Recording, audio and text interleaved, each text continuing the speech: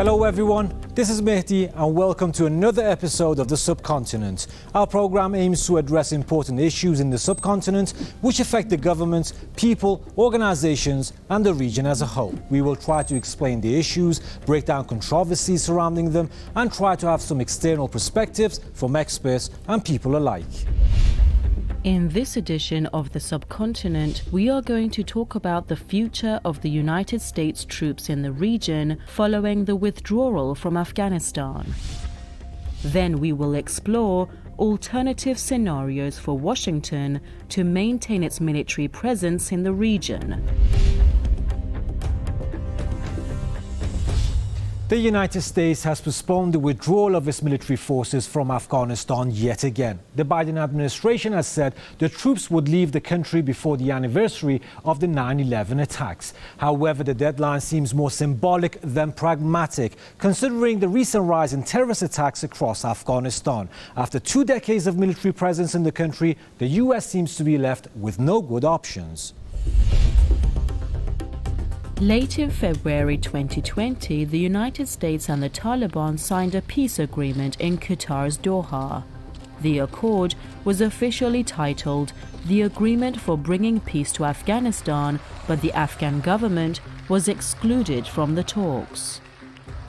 As per the provisions of the deal, Washington promised the complete withdrawal of all American and NATO troops from Afghanistan if Taliban prevents al-Qaeda and other terrorist outfits from operating against the US and its allies. Taliban also promised to engage in talks with the Afghan government and distance itself from al-Qaeda. The United States agreed to an initial reduction of its force level from 13,000 to 8,600 by July 2020, followed by a full withdrawal by the 1st of May 2021 if the Taliban keeps its commitments. Although Taliban failed to hold up its end of the deal, Washington went on and completed its reduction of forces to 2,500 troops in January. This is the lowest number of American soldiers in Afghanistan since 2001. Many experts believe that such a low number of troops cannot have any operational value on the ground, but it could be used as a political leverage in the US negotiations with Taliban.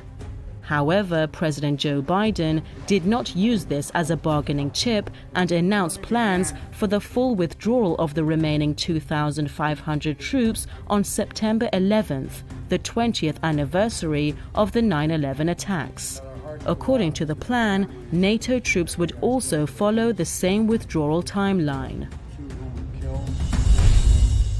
The United States has numerous military bases throughout the world. Now may be the time to use them. The Biden administration might be looking for some alternatives to keep the American foothold in the region. To provide security for the U.S. interests and gather intelligence in Afghanistan, the U.S. needs to reside its forces close by. The United States is now bogged down in an attrition warfare in Afghanistan and only has bad choices. No possible scenarios can be favorable for Washington. If it leaves Afghanistan for good, it loses its stand in the region after 2 decades of useless and costly occupation. Moreover, the US has massive amount of assets and military equipment in Afghanistan that may end up in the hands of terrorists following the pullout. Furthermore, how can Washington know if Taliban is keeping up with its commitments without the proper intelligence gathering operations? The US is doomed to failure in this quagmire that it has created in Afghanistan.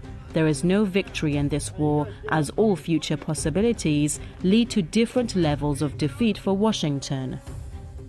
Therefore, the US will have to either find ways to linger its presence in the country or find alternatives that are less costly.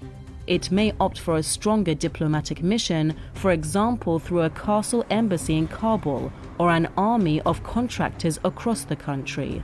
According to figures from U.S. Central Command, there are more than 7 contractors for each U.S. military service member remaining in Afghanistan, amounting to over 18,000 contractors as of January 2021. Another alternative may be relocating forces to its numerous military bases in Asia. I think everybody recognizes that the previous administration in the United States under President Donald Trump signed a peace treaty with the Taliban, which set a May 1st, 2021 deadline for the withdrawal of all foreign troops. That's not just American troops, but also the 7,000 plus NATO troops that are currently deployed in Afghanistan. If you check the calendar, it's past May 1st. And the Taliban have made it clear that they view this as a violation. Now, the Taliban will be clever. They're not going to do anything that will provoke the United States to keep its forces inside Afghanistan. But they also recognize that the United States is in a very sensitive political environment where, we've committed to leave Afghanistan. And so the Taliban will exploit this withdrawal to try and gain military and political advantage inside Afghanistan. So they are going to be carrying out attacks against primarily Afghan security forces, but these attacks may end up involving some American, some NATO targets. But again, I believe that the Taliban would seek to minimize violence against Americans and NATO forces because they want them out of the country.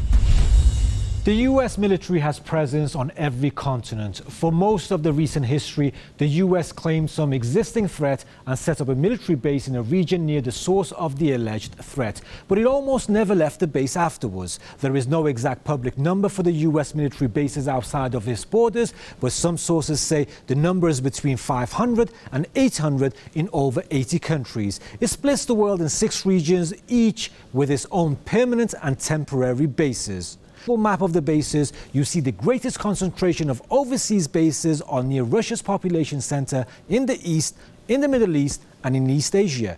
These bases are everything from massive military compounds the size of towns to small airstrips in the middle of the ocean.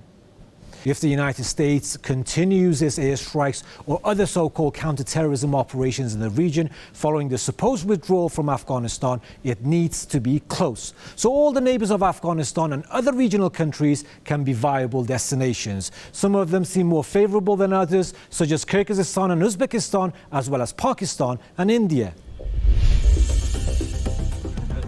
Pundits believe it is naive to think that the US will leave the region for good, so its next move may involve occupying another country in the region or increasing its military presence in another country. The US Central Command and American diplomats are negotiating with nations surrounding Afghanistan on agreements to base troops and aircraft for operations inside the country following the withdrawal. CENTCOM Boss General Kenneth McKenzie says the command is engaged in a significant effort aimed at determining the best places for the troops. Earlier in the Afghan war, the US military had agreements to operate out of large bases in locations such as Kyrgyzstan and Uzbekistan, but it is not yet decided which countries could be considered. As a strategic friend, Pakistan seems a very plausible option, but has many obstacles because it is so close that Taliban would not see it as far enough. After 9/11, there was a different dynamic. The United States was in the revenge business. And if you stood in our way, we were going to crush you. End of story, no debate, it was going to happen. And Pakistan knew this.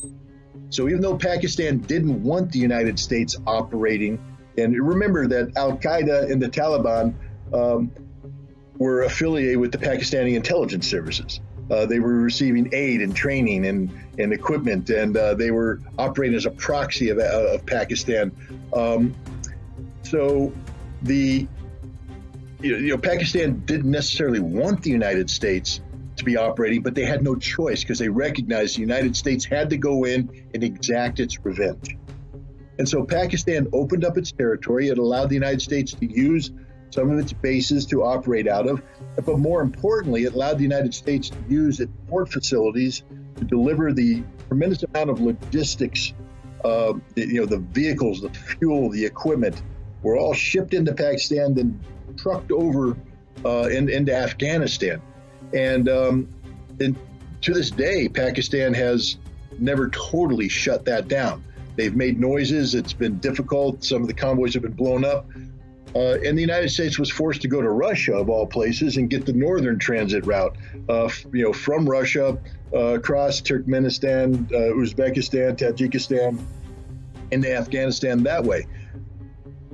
The countries that Washington already has bases or some military agreements like Kyrgyzstan and Uzbekistan are other choices for the destination of the U.S. forces.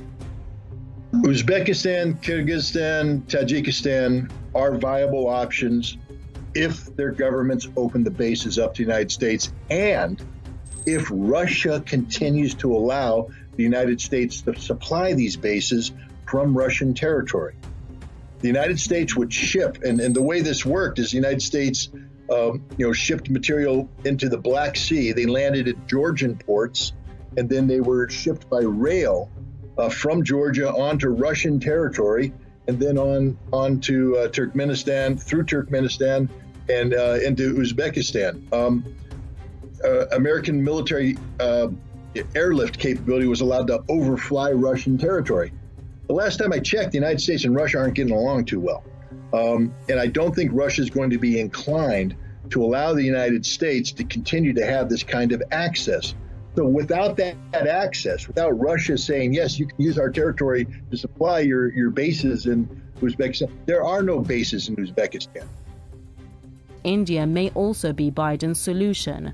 The Indian subcontinent is where the Biden administration is scrutinizing to find a hot sweet spot for the future of the forces. India seems like a place that Taliban would agree. Of course, the US may be able to find a way to pull out of the accord and not out of the country. Biden may opt to cite Taliban violations or delays in peace talks with the Afghan government as justification for maintaining an indefinite military presence or ask the Taliban for an extension of the withdrawal deadline. In any case, this means the escalation of war in Afghanistan. The United States negotiation with Taliban after 20 years of war is getting more and more like surrender talks. Washington has no leverage against the Taliban. It has no way to guarantee Taliban would not move to gain control over the country. Nobody is sure of Afghan security forces' capability to counter the increasing terrorist attacks in the country. Also, there is nothing to ensure that Kabul can survive the resurgence of Takfiri terrorists in the region. Many experts say if Washington had wanted to start negotiations with Taliban, it should have done it, for example, back in 2004, when the US had the upper hand in the conflict. Some others say American authorities and policymakers should start learning how to end a war rather than starting never-ending wars. Now to have more insight, we are joined by John Kirakou, American author, journalist and retired intelligence officer. John, welcome to the program. Now let's start by asking this. Will the American forces leave Afghanistan for good? And if they do, where would they go? Back home or to another US base in the region?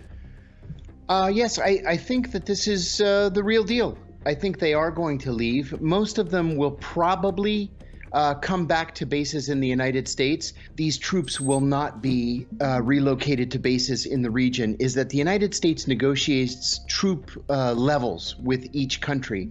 And so let's say there are 500 troops at a base in, let's say, Saudi Arabia, then the limit is set at 500. If troops are leaving Afghanistan, they can't then go to Saudi Arabia because it would violate the agreement. They would have to go back to the United States or to these very large bases that we have in Germany. Why were the US forces in Afghanistan in the first place? Did they achieve their goals now that they seem to be leaving? How do you see the future of Afghanistan after the foreign troops withdrawal? Let me answer the first part of your question first. The purpose, the sole purpose for entering Afghanistan was to destroy al-Qaeda. According to the Senate Foreign Relations Committee, that mission was accomplished by the end of 2001. In fact, by the end of 2001, there were no more than 50 al-Qaeda fighters left in Afghanistan. We had either killed them, caught them, or pushed them out into Pakistan or to their home countries. So there was no reason to remain in Afghanistan after the end of 2001. In terms of the future of the Afghan government, I'm not at all optimistic. And frankly, I blame the Afghans for this. The United States spent about $1 trillion in Afghanistan over the last 20 years. That's a staggering amount of money. And we have nothing to show for it. We are leaving Afghanistan as a country that's unable to defend itself. It's a country that has a central government that is so weak that its officials can't even leave the capital itself. It's subject to terrorist attacks from a multitude of groups. It has poor relations with its immediate neighbors. In my view, this has been really a failure of policy over the last 20 years. And let me tell you one other thing, just as an example. The United States, about 15 years ago, hired an American defense contractor to train the Afghan National Police. They created a police academy where they could train these people, and it included a dormitory where recruits were sleeping. One of the recruits was secretly a member of the Taliban. Now, he had not been vetted. None of these recruits had been vetted. And what he did was he put poison in stew that was fed to the recruits at dinner. He killed more than a dozen of them. And many of the ones that didn't die by poisoning, he killed that night while they were sleeping. Now, after all these years, these are the issues that we still have to deal with? To me, this shows just a complete and total failure from the very beginning.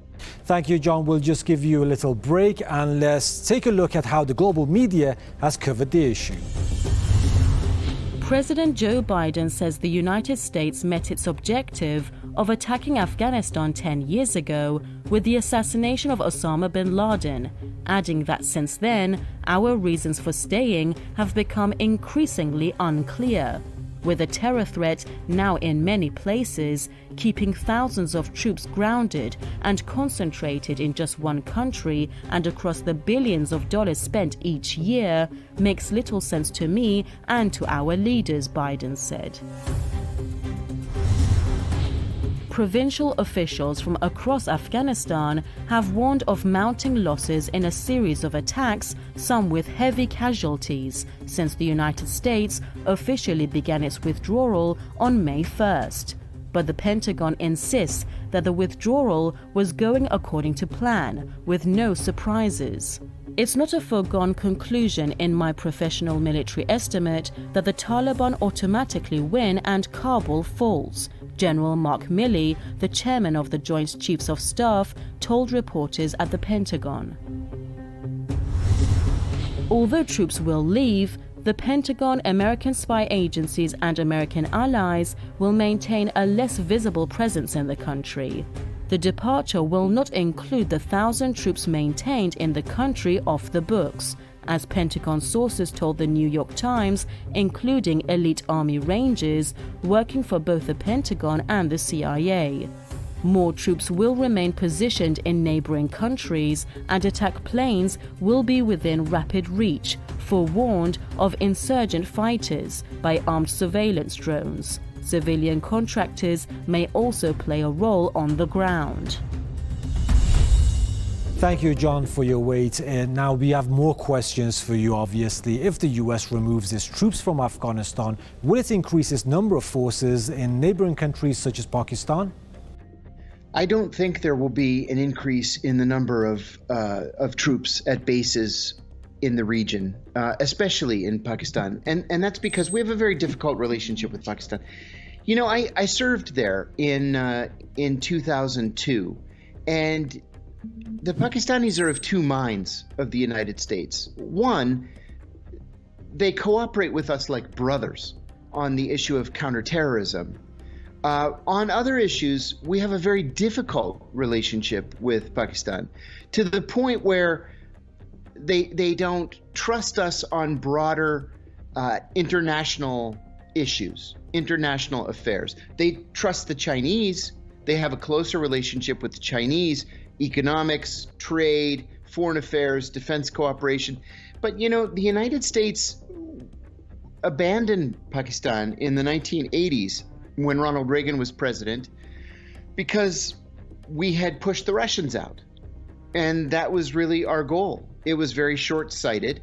And so we just walked away from the Pakistanis. And then we went back to them in 2001 and we said, hey, we need your help again. Well, should they trust us? Are we reliable allies? I think the answer is no, at least not where the Pakistanis are concerned. Now, the Gulf states, we have very close relations with the Gulf states, but there's really no reason to increase U.S. troop strength there. You know, there's a joke here in the United States. Perhaps you've seen it on social media. It's a map of the Persian Gulf, and it has little American flags wherever there's an American base. And of course, the bases go all the way around Iran. And it says, look at the Iranians. They put their country right in the middle of our bases. John, this last question, will the Biden administration consider India as bases for U.S. troops to keep their eye on the situation in Afghanistan? I don't think the Biden administration will consider India a viable option for a couple of reasons. First of all, the Indians have never invited us, which is a big deal.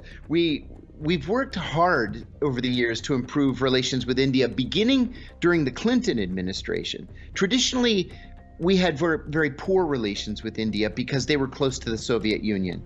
When the Soviets fell and Bill Clinton was president, he decided to open this new relationship, and it's worked. You know, we have millions of Indians living in the United States. Many of them have become American citizens. So there's this cultural and familial tie already. But the relationship that we have is really built on trade and defense sales. We sell a lot of jets and weapons and things like that. But that's not to say that the Indians want us to actually be in India. And so they've never invited us. With that said, it would cause a huge problem in our relations with Pakistan if we were to send troops to India. This is what I meant when I said we have this difficult relationship with Pakistan. It's almost like a love-hate relationship. They don't want us to be there, but they don't want us to be in India more.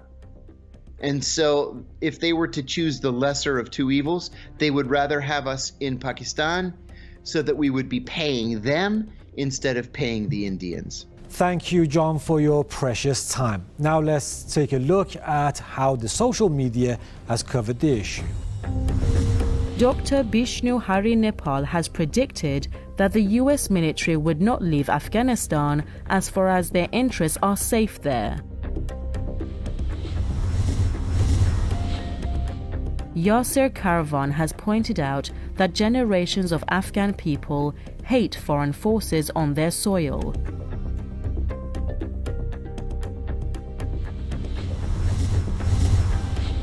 This account has lashed out at the American imperialist wars, underlining that Washington's call to end the violence in Afghanistan is a ruse to get out of the agreement with Taliban.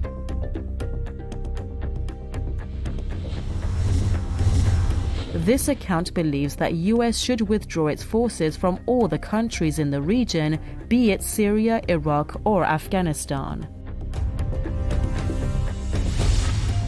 And with this, we come to the end of our episode on the alternatives for US forces after withdrawal from Afghanistan. For an anthology of our episodes and more subcontinental updates, follow us on social media platforms and make sure to give us your feedback. Thank you for watching. We will meet again, same time, same day, next week. So till then, take care and bye-bye.